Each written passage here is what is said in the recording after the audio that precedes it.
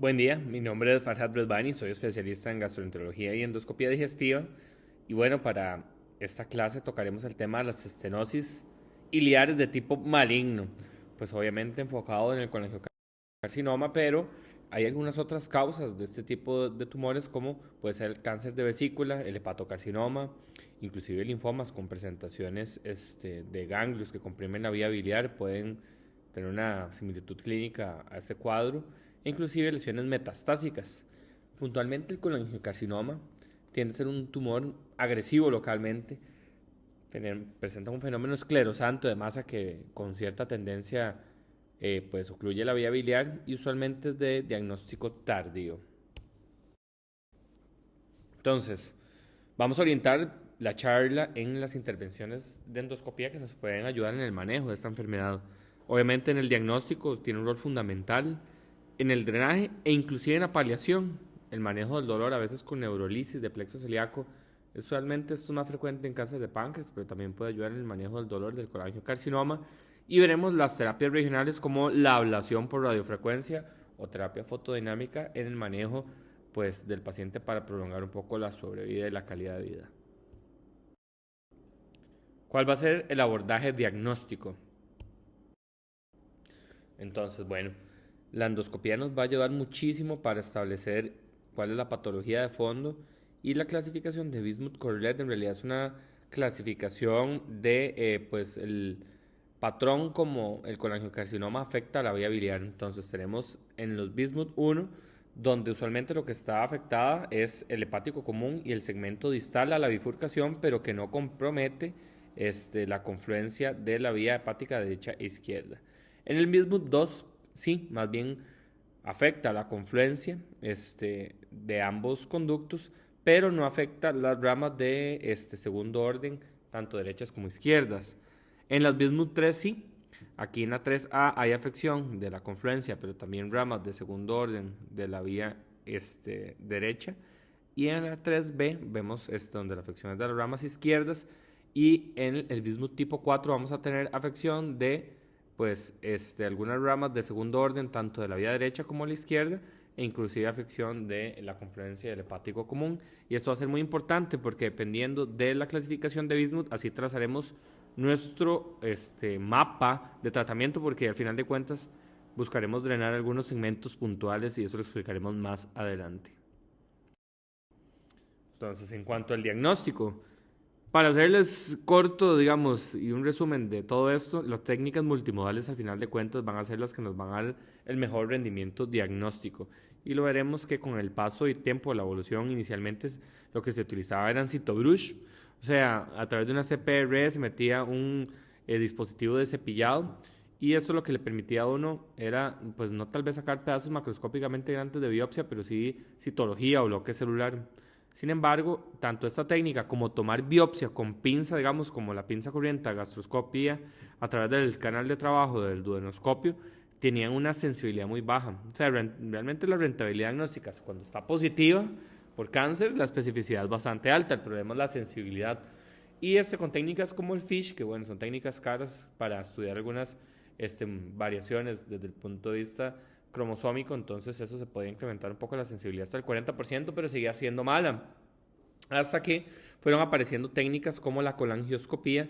Y la colangioscopía, por eso hablamos de un abordaje multimodal, porque primero permite determinar algunas características estructurales o del patrón glandular o de algún tipo de afección de la vía biliar y también dirigir la toma de biopsias a través de las mini biopsias que se pueden tomar, como por ejemplo en el SpikeBite del dispositivo de Spyglass, y eso incrementa la sensibilidad entre el 78 y el 98% y la especificidad también es muy alta. Entonces, lo que antes era un gran problema desde el punto de vista diagnóstico, el Spyglass y la mini biopsia vino a resolver esa parte, digamos, de la dificultad que siempre teníamos para alcanzar biopsias en estos pacientes.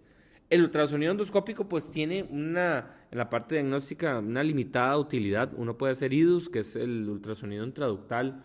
Hay algunas otras técnicas, digamos, de diagnóstico que no han mostrado realmente incrementar tanto la sensibilidad a los estudios. Uno de esos es todo esto que tiene que ver con IDUS. Puede ayudar a ver un grosor de la pared del colédoco de más de 3 milímetros, pero específicamente el ultrasonido con biopsia Usualmente lo que ayuda es más a lesiones distales como cáncer de páncreas o colangiocarcinomas que no son iliares, como los que estaban ubicados en el tercio distal. Inclusive, digamos, para la parte de adenopatías nos puede ayudar a la toma de biopsia. Y, digamos, cuando uno punza el hilio a través del ultrasonido endoscópico hay que tener cuidado porque es un pase muy largo y el arrastre de la aguja puede tener algún efecto de siembra peritoneal. Por eso, usualmente, para las lesiones proximales de la vía biliar, no se recomienda la biopsia con ultrasonido endoscópico y en esa parte sería mejor la biopsia con colangioscopía. En cuanto a los hallazgos que nosotros vamos a encontrar en estos estudios, igual que todo en medicina, muchas veces es una carrera de ver quién publica primero algunos criterios que otros.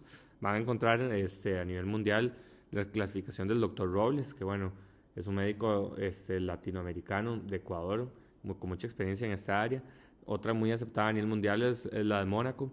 Y las otras clasificaciones como Mendoza pueden tener alguna utilidad. Al final de cuentas, más importante que memorizarse una clasificación es que entiendan cuáles son los hallazgos colangioscópicos que con mayor probabilidad nos van a orientar hacia benignidad o malignidad. Usualmente cuando hay una lesión que es benigna, las estenosis son concéntricas, como por ejemplo las que uno ve después de una colecistectomía. Pueden haber proyecciones papilares, pero bajas, no tienden a ser vellositarias grandes o proyecciones grandes tipo vellosidad. Y la mucosa a veces tiene un empedrado como tipo nodular.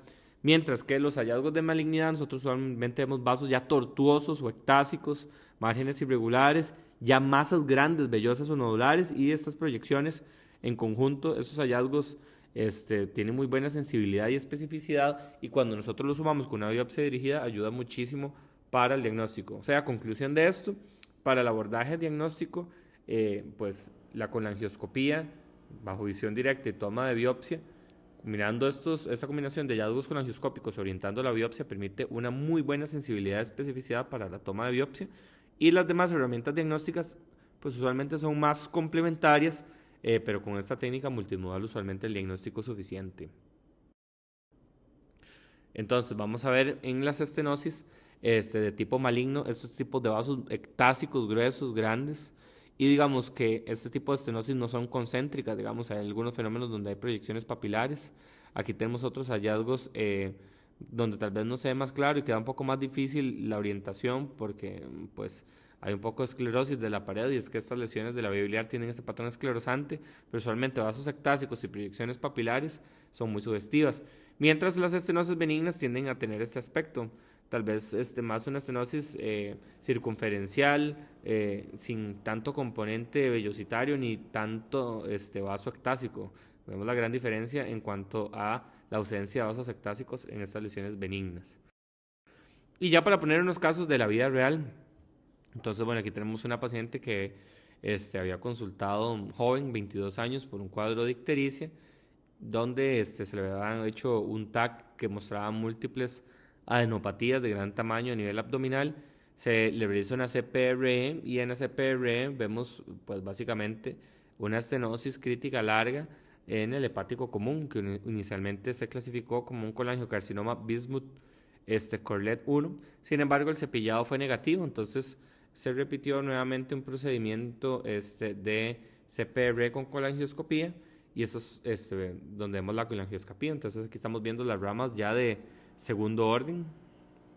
Vamos extrayendo el colangioscopio. Ahí disculpen que se ha grabado desde el teléfono, pero bueno, hemos tenido algunos problemas con el proyector.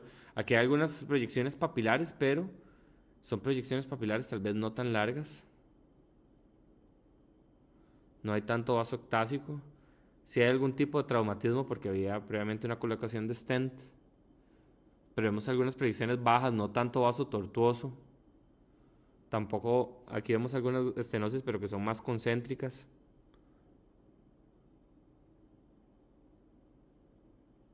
Entonces, estos hallazgos no son totalmente patognomónicos de malignidad, al menos no de colangiocarcinoma intraductal.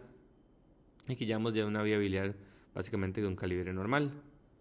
Al final, las biopsias de este paciente resultaron negativas por malignidad, las del spike bite, pero la paciente se le realizó una biopsia por ultrasonido endoscópico de las adenopatías que tenía a nivel periliar, y eran compatibles con un linfoma. Entonces, al final de cuentas, esta era una paciente con un linfoma que generaba una compresión extrínseca de la vía biliar y respondió muy bien con el tratamiento por hematología. Ese es otro caso totalmente distinto. Entonces, aquí ya vemos una lesión de una paciente de 70 años que se presenta con pérdida de peso e ictericia. Y aquí lo que vemos es a nivel de la colangiografía, donde el hepático común y también la vía biliar, tanto en la confluencia como la vía biliar derecha hasta ramas secundarias o inclusive más allá, está ocupadas por este efecto, digamos, de gran masa que está generando una obstrucción de la vía biliar. Entonces se le realiza el spyglass y aquí vemos una lesión totalmente distinta, ¿verdad? Una lesión grande, con fenómeno de masa, vellositaria, como muy al aspecto de un pólipo, ¿verdad? Adenomatoso.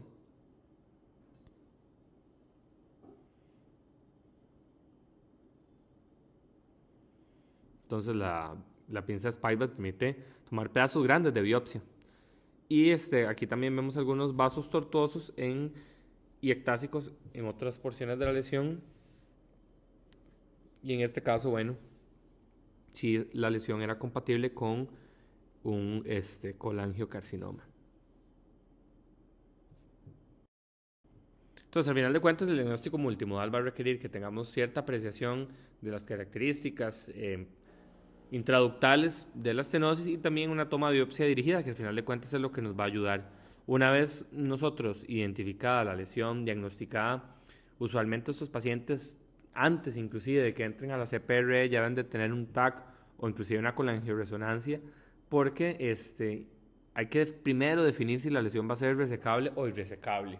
Si la lesión va a ser resecable, lo mejor desde el punto de vista endoscópico es no hacer nada, o sea, acelerar a la paciente para que se le realice la cirugía que le va a ayudar desde el punto de vista de curabilidad, que puede ser hepatectomía o en ocasiones puede ser un trasplante o una cirugía de Whipple. En cualquier caso, hay pocas indicaciones cuando la lesión es resecable para hacer algún abordaje por endoscopía. Es en la lesión irresecable donde usualmente ya el endoscopista va a tener un rol más protagónico. Entonces, una de las partes más importantes va a ser el drenaje de la vía biliar. ¿Cuál va a ser la indicación? Si el paciente va a ser sometido a cirugía o es potencialmente resecable, solo se realiza drenaje a los pacientes que tienen colangitis cuando hay un segmento sano residual al 30%. ¿Para qué? Porque usualmente lo que se hace es embolizar, y eso puede ser guiado por ultrasonido o lo hacen usualmente más desde el punto de vista endovascular, para, digamos, las áreas donde hay tumor, que pues esta embolización ayuda a que se genere atrofia de esos segmentos y allí hipertrofia los segmentos sanos. Entonces uno drena los segmentos sanos para salvaguardar pues la integridad de esta vía biliar. Otras indicaciones pueden ser la cirugía tardía, como por ejemplo un paciente que tal vez va para trasplante hepático, debe cumplir un protocolo y está ictérico, el paciente que va a ser sometido a neoadyuvancia, prurito intratable, y pues también la gran mayor parte de los pacientes, usualmente la indicación para drenaje va a ser paliativo. ¿Cuál va a ser el objetivo? Entonces ya muchísimos estudios nos han indicado que al menos drenar un 50% del volumen hepático es lo que incrementa o se ha visto que pues tiene significancia en cuanto a mejoría de la sobrevida. Se habla de que por lo menos si no hay insuficiencia hepática, al menos exista un 33% del parénquima drenado y eventualmente se puede hacer embolización. Pero bueno, de forma general, para no generar tanta controversia, uno necesita por lo menos 50% del parénquima drenado para estar uno tranquilo. Ahí les hago esa pues consideración de que el 33% en algunos casos puede ser suficiente, pero lo ideal es por lo menos para alcanzar ese 50% de drenaje, tener dos sectores del hígado totalmente libres o áreas, y eso lo vamos a ver más adelante. No son segmentos, son sectores o áreas los que hay que abrir, y ahora veremos cómo pues, definir cuáles son los sectores y cómo drenarlos para alcanzar este 50% de páncreas funcional. Y lo otro es siempre que hay un segmento sano, dilatado, entonces, y además, si además se pintó, lo ideal es drenarlo. Entonces van a ser los objetivos más importantes en cuanto a este importante punto. Para decir que el drenaje fue efectivo, usualmente nosotros vemos a las 2 semanas una caída del 50% de los niveles de bilirrubina, o a las 4 semanas que ya esté por lo menos menor a 3. Entonces, importante entender la anatomía Entonces aquí tenemos la vía biliar y luego ramificación hacia el sector izquierdo. Usualmente el sector izquierdo está dado por los segmentos 2, 3 y también con alguna participación del segmento 4. Y eso va a pues, tener un drenaje del 35% del parénquima. Vamos a tener un sector posterior derecho, usualmente concuerda con los segmentos 8 y 5. Y esto aquí va a tener un componente mixto, pero usualmente está más en asociación con el drenaje de las ramas derechas. Y también vamos a tener un segmento anterior del lado derecho que involucra el 35% del parénquima dado por los segmentos 6 y 7. Entonces, para que nosotros tengamos un drenaje efectivo, por lo menos hay que drenar dos sectores. Con drenar dos sectores, nosotros nos aseguramos al menos un 50% del parénquima drenado, que sería el primer objetivo. Pero por eso también es tan importante el TAC previo a la CEPRE o a cualquier procedimiento endoscópico que vayamos a hacer, porque por ejemplo aquí vemos que los tres segmentos están dilatados, pero no hay atrofia realmente significativa en ninguno de los lóbulos ni de los sectores. Entonces, por ejemplo, si fuera una lesión Bismuth 1 con un solo stent, se podría drenar todo. Pero, digamos, si hay varios segmentos o sectores afectados, entonces habría que intentar, como les decía, al menos el 50% del parénquima o todos los segmentos que estén dilatados y sean sanos, si se pueden despejar y dejar drenados todavía mejor, pero al menos el 50% es suficiente. Si hay un segmento que nosotros no pintamos, o sea, que pintamos y no drenamos, el gran riesgo es de una colangitis posterior al procedimiento. Entonces aquí vemos donde hay tres sectores sin atrofia, entonces con diferencia de este paciente que tiene en el lóbulo o en el sector posterior derecho una importante atrofia. Entonces aquí, ¿cuál segmento valdría la pena? Principalmente drenar el izquierdo, el más importante, más que se ve que es un segmento hipertrófico, probablemente un paciente que recibió embolización de la parte de la circulación derecha. Aquí vemos más bien totalmente lo opuesto, donde hay una atrofia importante, el lóbulo izquierdo, aquí no valdría la pena drenar este lóbulo, pero sí muy importante drenar el derecho, principalmente el segmento anterior, que es donde vemos la vía biliar más dilatada. Usualmente se ha mantenido una discusión muy importante de cuál técnica es mejor que cuál. Tradicionalmente o pues en el pasado se utilizaban las derivaciones de forma percutánea, sin embargo esto afectaba la calidad de vida del paciente, eran técnicas que tenían sus complicaciones, su morbilidad. Después aparece la CPRE tomando la batuta en el drenaje de la vía biliar y cuando se compara con los drenajes percutáneos la calidad de la vida es mucho mejor y con unas tasas de éxito muy similares. Y el ultrasonido endoscópico terapéutico ha sido un gran aliado en la parte de drenaje de la vía biliar, usualmente con una técnica de rescate o cuando no podemos drenar todos los lóbulos que nosotros necesitamos con la técnica tradicional de la CPRE.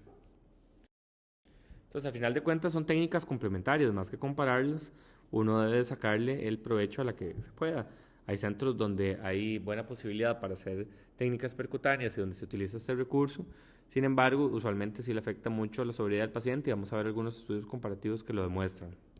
Entonces, como les decía, si es una lesión Bismuth 1, con un solo stent a veces es suficiente para drenar toda la vía biliar. Sin embargo, en las lesiones 2 abarcan pues la confluencia, entonces usualmente 2 stents son necesarios. 3A a veces necesitan 3 y los 4 inclusive más. Entonces, usualmente para las lesiones Bismuth 1, 2, inclusive la mayoría de las 3 con la CPR es suficiente. Sin embargo, para algunas lesiones Bismuth 3 o inclusive las 4, principalmente las 4, vamos a tener que utilizar técnicas complementarias, no solo la CPRE, sino en otras ocasiones también ultrasonido endoscópico y en los centros donde no tenemos ultrasonido endoscópico de una derivación percutánea. Esta es otra pues, discusión muy grande que parece ya como lógica o ya resuelta, pero aunque ustedes no lo crean, todavía hay mucha utilidad de los stents plásticos en el manejo de la estenosis iliar maligna. Entonces, los stents plásticos hay de varias formas. Aquí tenemos este stent tradicional con una morfología curvilínea, pero que tiene dos aletas para evitar la migración, y este stent como el tipo de Tannenbaum o Dendra, que tiene pues más flares para evitar la migración y arquean mucho más. Entonces a veces hay que utilizar algunos u otros dependiendo de la necesidad. Este gráfico es muy importante para que vean, digamos, la patencia, la permeabilidad de los stents de 12 French usualmente son 6-7 meses. Los de 10 French, 5-6 meses, por eso los 6 meses casi siempre se recambian. Cuando son múltiples o aunque sean un poquito más pequeños, eso aumenta un poco la patencia, pero los stents de 7 French usualmente no duran más de 3 meses. Y por ese motivo, siempre ha habido mucha discusión de que los stents plásticos, porque usualmente en una estenosis iliar, para poder pasar el área estenótica, cuesta mucho que pase el stent de 10 French. Usualmente se utilizan pues unos stents de menor tamaño, y eso usualmente, ¿qué es lo que genera? Que la patencia sea muy baja, y por ese motivo a veces hay mucha discusión sobre cuál es el mejor. Sin embargo, los stent plásticos tienen una gran virtud. Si la lesión no se sabe si es resecable o no, mejor poner stent plásticos, porque eventualmente usted los puede quitar, a diferencia de un stent metálico autoexpandible no recubierto, que ya es muy difícil resecarlo o quitarlo. Entonces, todavía hoy por hoy los stent plásticos tienen utilidad en el manejo de colangiocarcinoma. Si no sabemos si va a ser quirúrgico o no, mejor siempre plástico. Pero inclusive si el paciente tiene una expectativa de vida muy baja, puede ser pues, un recurso muy útil. Y otra cosa muy importante es el tamaño, que ahora nosotros veremos que, por ejemplo, los introductores para stent metálicos autoexpandibles a veces son entre 6 French, 7 French, o sea, pero cuando se abre dentro de la vía biliar llegan hasta los 10 milímetros. Entonces, por este motivo es que las endoprótesis metálicas tienen una virtud de que tienen un introductor pequeño, digamos casi que del mismo tamaño o menos que un stent pequeño, pero cuando se abre logra alcanzar dimensiones mucho superiores a un stent inclusive de 12 French. Entonces aquí vemos en este ejemplo donde tenemos una estenosis de la confluencia y donde afecta también la bifurcación tanto derecho como izquierdo, o sea sería un bismuth 2. En este caso avanzamos la guía hacia el lado derecho y también otra hacia el lado izquierdo. Se realiza dilataciones hacia ambas vías, primero la derecha y luego la izquierda. ¿Por qué? Porque meter un stent plástico, digamos de 10 French o de 7 French a través de un área tan estrecha usualmente es complejo, no pasa. Entonces usualmente estos pacientes, cuando se van a utilizar stent plásticos, hay que dilatar o hacer ablación por radiofrecuencia, que eso lo hablaremos más adelante. Y después esto que va a permitir la colocación de dos stent plásticos, que usualmente para que se drene bien en esta longitud tiene que ser más de 12 centímetros de longitud.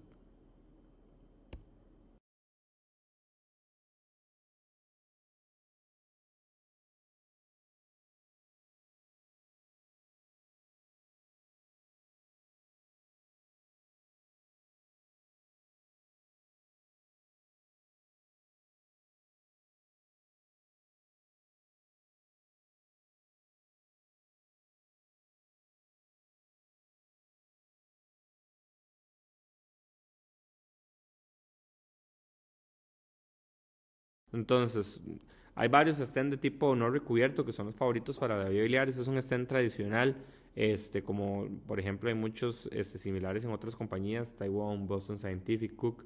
Y esos stents tienen un entrelazado en malla tipo trenza, que digamos, la virtud que tienen es, bueno, dentro de la vía biliar que sean no recubiertos, que permite que no se ocluya. Sin embargo, siempre tienen algún grado de rigidez o poca flexibilidad, y eso que genera que tengan tal vez una fuerza axial y una fuerza de acortamiento un poco compleja para la introducción, y también en la liberación a veces se pueden acodar, y por ese motivo han salido otras variantes de estos stents principalmente dedicados a cáncer iliar, como este tipo D, que lo que tiene es un entrelazado pero distinto, no son celdas fijas. Entonces eso permite que el stent, por decirlo así, se modifique su morfología sin que afecte la fuerza radial al tener un acodamiento. Este tipo M es muy interesante porque el tipo M también tiene este entrelazado en celda no fija, pero además el introductor es de 6 French, entonces ¿qué permite?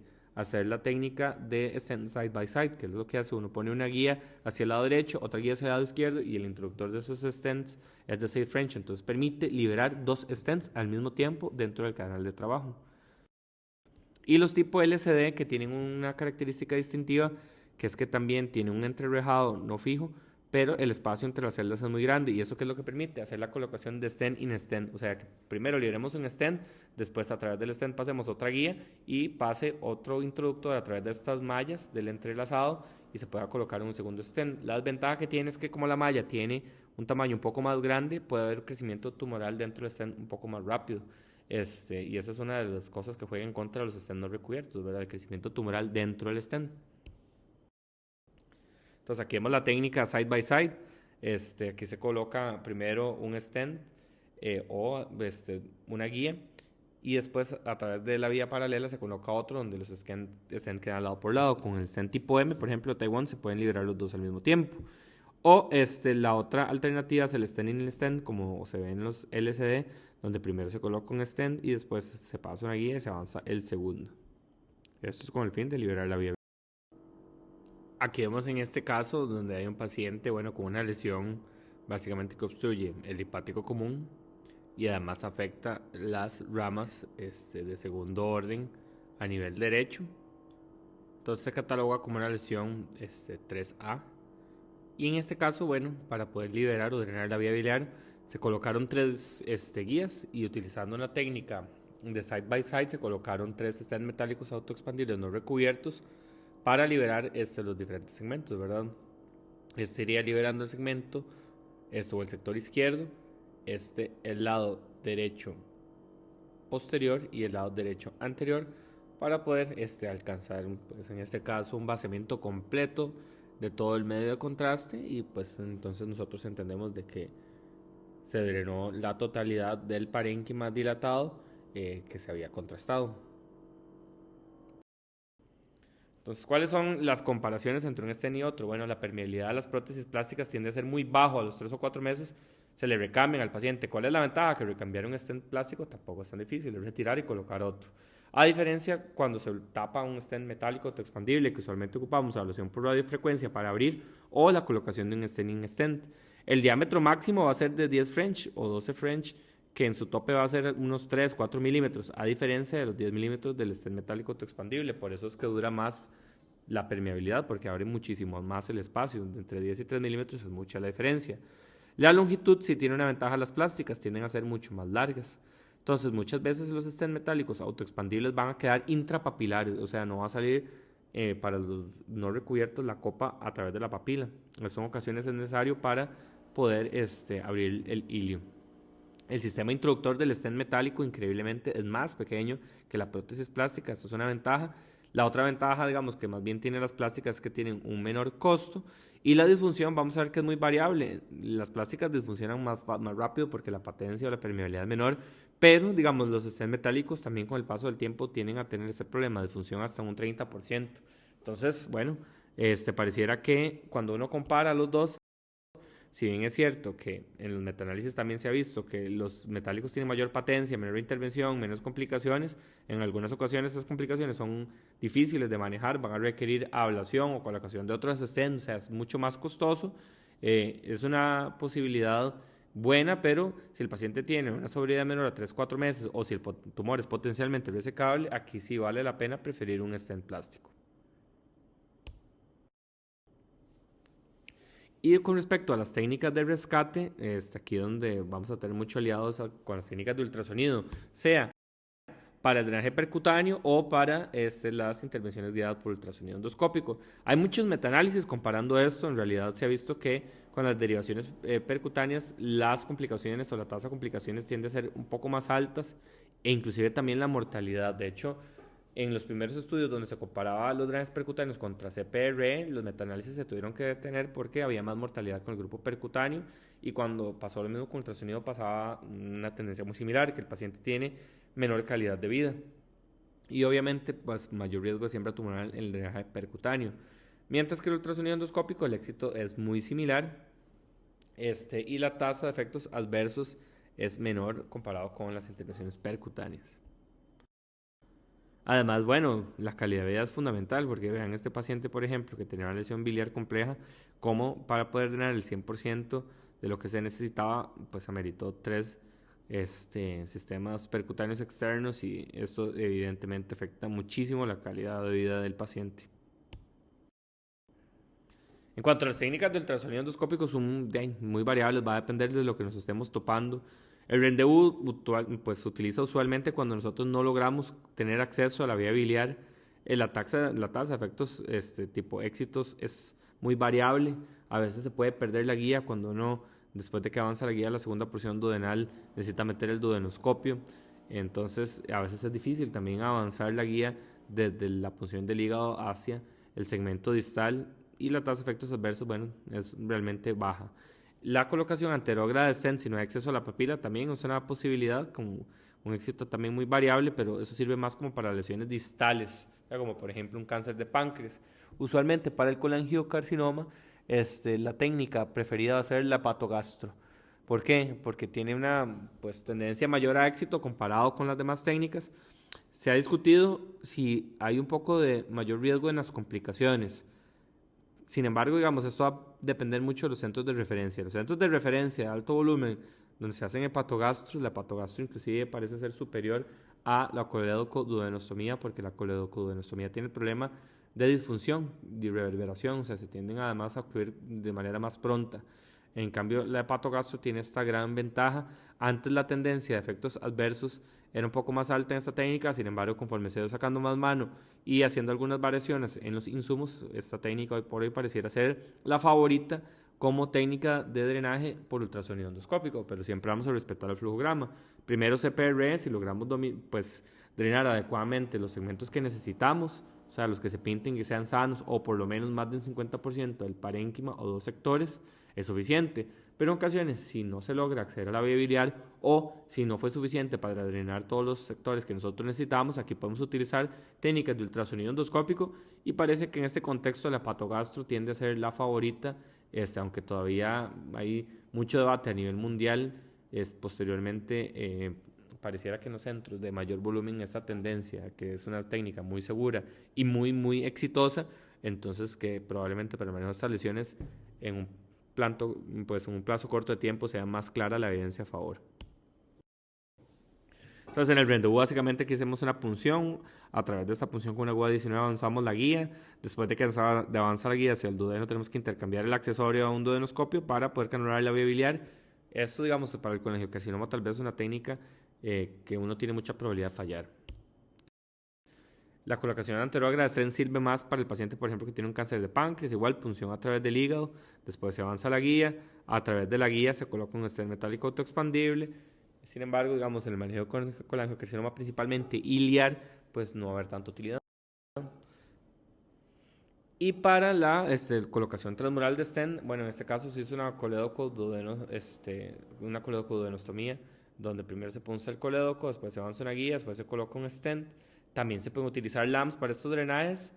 Sin embargo, como les decía, usualmente como las lesiones son del ilio para arriba, digamos desde el punto de vista de anatomía, va a ser más sencillo drenaje con la hepatogastro, porque estamos, pues además tiene la gran virtud de si hay dilatación de la vía biliar intrahepática, de que es más fácil la liberación del dispositivo. Y esto, digamos, es una gran ventaja que ha traído algunas pues nuevas técnicas o algunos nuevos insumos. El stent de Gior, que ahora hay un nuevo Gior que también se puede liberar con calor, o sea, como muy parecido a un hot lamps. Y básicamente el Gior tiene la gran ventaja de que tiene un 70% de pues su malla recubierta y un 30% que no. Entonces, y además tiene un marcador en esta parte. Entonces, ¿para qué nos sirve esto? Bueno, básicamente primero con un cistotomo, si el sistema es digamos, de dos pasos, primero punzamos el hígado, después a través de esa punción avanzamos una guía, sobre esa guía después utilizamos un cistotomo para abrir con calor, con autocut, que usualmente son voltajes altos, el espacio para que entre el stent o el introductor del stent, y después de que se mete el introductor se libera hasta 30% dentro de la vía biliar y el parénquima, y lo demás va a quedar totalmente recubierto para evitar fugas y sangrados, ¿verdad? Y después esta copa va a quedar en cámara gástrica. Entonces, bueno, ahora hay un nuevo modelo que está en estudios que básicamente tiene la característica muy parecida a un hot lamps, que está todo en un solo paso, ¿verdad? No hay necesidad de usar el cistotomo, sino que viene todo complementario. En cuanto a terapias locorregionales, que ha sido también uno de los puntos nuevos o novedosos, tal vez ya no tan novedosos, pero que sí ha hecho un cambio, es la terapia fotodinámica y la ablación con radiofrecuencia, que es la que tenemos en nuestro país. Entonces, en este slide podemos ver algunas indicaciones de la ablación por radiofrecuencia. Entonces, la estenosis biliar maligna, bueno, pareciera que en combinación inclusive con la quimioterapia puede aumentar la sobrevida de los pacientes, incrementa la patencia del stent, también puede ayudar en los pacientes donde hay recidiva, postampulectomía y lo que hablamos de crecimiento dentro del stent tumoral. Beneficios: prolonga la patencia, mejora la sobrevida, complicaciones, dolor, sangrado, perforación y contraindicaciones relativas, marcapaso y absolutas coagulopatía. Entonces tenemos varios sistemas. Uno de los primeros fue el sistema de AVIP, que el sistema de AVIP tiene la gran ventaja de ablación por radiocatéter, que bueno, se puede utilizar a través del canal de trabajo por CPR y se utiliza acoplada a la unidad Bio 3 de Herbia. Y el otro dispositivo que nosotros tenemos es el de Elbra, que el de Elbra tiene la gran ventaja que tiene sondas de diferente tamaño, con diferentes diodos. Usualmente quema entre un diodo y el otro, o sea, en ese segmento del centro. Hay de 11, 18 milímetros, 22, 33. Y lo otro es que la Elbra sí va a necesitar por aparte una unidad para ablación por radiofrecuencia. La ventaja también que tiene el Elbra es que el sistema tiene un sistema interno de impedancia que cuando se eleva la temperatura a cierto punto, si ya es demasiado, para. Y también si no hay un buen acople, no dispara la energía. A diferencia del equipo del Javi, donde no tenemos esas características, entonces puede ser que estemos creyendo que estamos quemando, pero que tal vez la sonda no está en contacto con el tumor, o más bien que nos pasemos un poco en cuanto a la temperatura. Por esas características es que el sistema de ERRA, al menos a nivel nacional, es el que se utiliza con más frecuencia, pero el Javip es una gran opción también. El sistema de ERRA básicamente lo que nos va a permitir es a diferentes watts. Eso va a depender, digamos, de la sonda que se esté utilizando. Y usualmente por una temperatura de 2 minutos va a alcanzar temperaturas de 80 grados. Eso va a generar un efecto de ablación, ¿verdad?, del tumor. Y después de que hacemos la ablación con un balón, sacamos los fragmentos de tejido y colocamos stents, que pueden ser cubiertos de tipo metálico para lesiones distales o para lesiones ciliares no recubiertos o plásticos. Entonces hablamos aquí la comparación entre las diferentes ondas. Ambas ondas utilizan una electricidad, una corriente bipolar para hacer el daño térmico. La Elbra tiene como más variabilidad en cuanto a tamaños y cantidad de anillos. El diámetro entre ambos es muy similar, entre 7 y 8 French. Y la ventaja del Javip es que no necesita un generador aparte, sino que se puede utilizar con la fuente de Herbie, mientras que el de Elbra sí va a necesitar la de Taiwán. El sistema de Taiwán tiene una gran ventaja que hace un control de temperatura por impedancia, mientras que el Elbra no lo hace. Y el poder de ablación para ambos es muy similar. La duración es en el cuanto de 2 minutos, en el otro 90 segundos. Y esto es la ventaja de el sensor que tiene el Elbra, de que si no hay un adecuado acople, no dispara o se detiene, digamos, la transmisión de la temperatura. Y también si se sobrepasa cierta cantidad de temperatura, él se detiene, mientras que el Javip no tiene esta característica. Pero ambos métodos son igual de eficaces. Cuando uno ve algunos estudios y ya esto hay mucha evidencia, son bastante seguros las técnicas de ablación por radiofrecuencia. Al menos en este estudio grande comparativo, la tasa de efectos adversos no hubo diferencia entre la ablación por radiofrecuencia más stent versus solo stent, pero sí hubo una diferencia en la sobrevida a favor de la ablación por radiofrecuencia más stent, y también en la patencia o la permeabilidad del stent, que fue mucho más larga, de 3 a 6 meses. Y en otros estudios también se ha visto este mismo fenómeno, digamos, donde los pacientes donde hay ablación, la mediana de la sobrevida es de 10 meses, mientras en el otro subgrupo son 6. O sea, la diferencia son 3, 4 meses en cuanto a sobrevida y 3, 4 meses en cuanto a patencia, sin diferencias grandes estadísticas en cuanto a efectos adversos. Entonces, bueno, son terapias que son posibles. También tienen una gran virtud, que es que si hay crecimiento tumoral dentro del stent, se puede utilizar, digamos, la ablación por radiofrecuencia. Pero al final de cuentas, si nosotros no tenemos ablación por radiofrecuencia, con los stents y otros manejos desde el punto de vista paliativos para los casos no resecables, puede ser suficiente. Sin embargo, pareciera que la ablación tiene esa gran virtud, que inclusive en algunos pacientes puede generar cierto grado de inmunogenicidad acompañado con la quimioterapia para mejorar la sobrevida de los pacientes. Y cuando comparamos la radiofrecuencia con la terapia fotodinámica, nosotros no tenemos terapia fotodinámica, que se coloca un fármaco y después se realiza muy parecido a la ablación de la radiofrecuencia, pero con un sensor fotodinámico. Este tipo de tratamientos locorregionales. Cuando se comparan los dos, porque en realidad la terapia fotodinámica a nivel mundial es la que tiene más evidencia, la que se ha usado por más años, pero tiene el gran problema que es muy cara y bueno, a nivel nacional no la tenemos.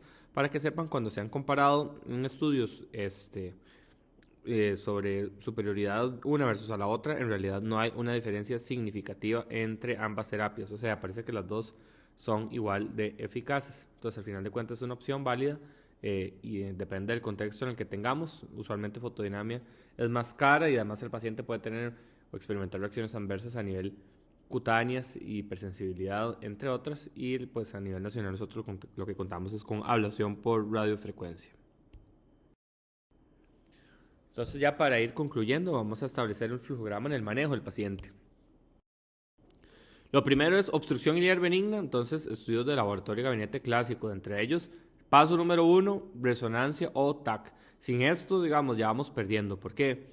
Si la lesión es resecable, básicamente el paciente de una vez casi que debería ofrecerse la cirugía. Pero bueno, si el volumen residual es menos del 30%, aquí ya se podría utilizar embolización de los sectores enfermos con drenaje del sector sano para permitir después la cirugía. Y las únicas indicaciones de drenaje preoperatorio, si la lesión es resecable, si hay colangitis, prurito intratable, hiperbilirubinemia que está induciendo malnutrición, síndrome o alguna disfunción hepática o renal, esto en el contexto de alguna cirugía que se haya atrasado o cuando hay neoadyuvancia. Y es mucho mejor la CPRE que el drenaje percutáneo, porque el drenaje percutáneo pareciera que está asociado con una disminución en la calidad de vida, mayor comorbilidad, inclusive un incremento en la mortalidad. Pero bueno, después lo que nosotros buscamos es una disminución a las 2 semanas del 50% de las bilirrubinas o después de 4 semanas que esté menos de 3. En el paciente que no es resecable, aquí entonces ya el abordaje cambia mucho. Primero, digamos, la parte diagnóstica donde utilizamos CPR, hablamos de la técnica multimodal. Si nosotros tenemos la opción de hacer colangioscopía y toma de biopsia, esto va a ser mucho mejor.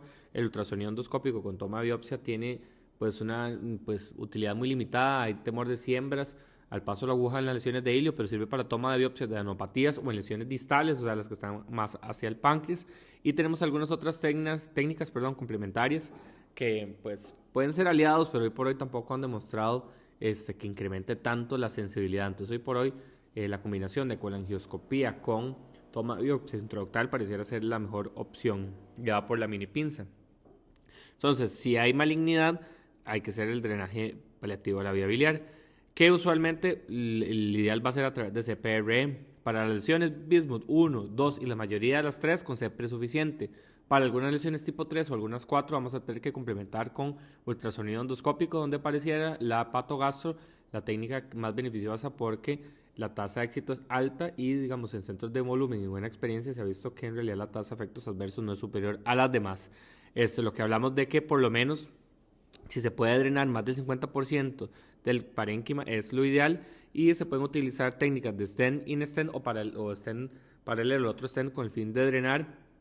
Plásticos versus metálicos todavía hay cierto grado de discusión, pero parecieran ser mejor los metálicos en cuanto a patencia, o sea, y a cuanto a permeabilidad, pero si el paciente no se sabe si es quirúrgico o no, pues entonces, o si la expectativa de vida es muy baja, los plásticos tienen un gran rol. Si no sirve la técnica clásica, tenemos la opción del drenaje por ultrasonido endoscópico, siendo las técnicas transmurales las que son favoritas para este tipo de pacientes y probablemente la patogastro siendo la mejor y las percutáneas solo en caso de rescate donde no se pueda pues llegar a un buen drenaje con CEPRE y ultrasonido endoscópico. O sea, al final las 3 técnicas son complementarias.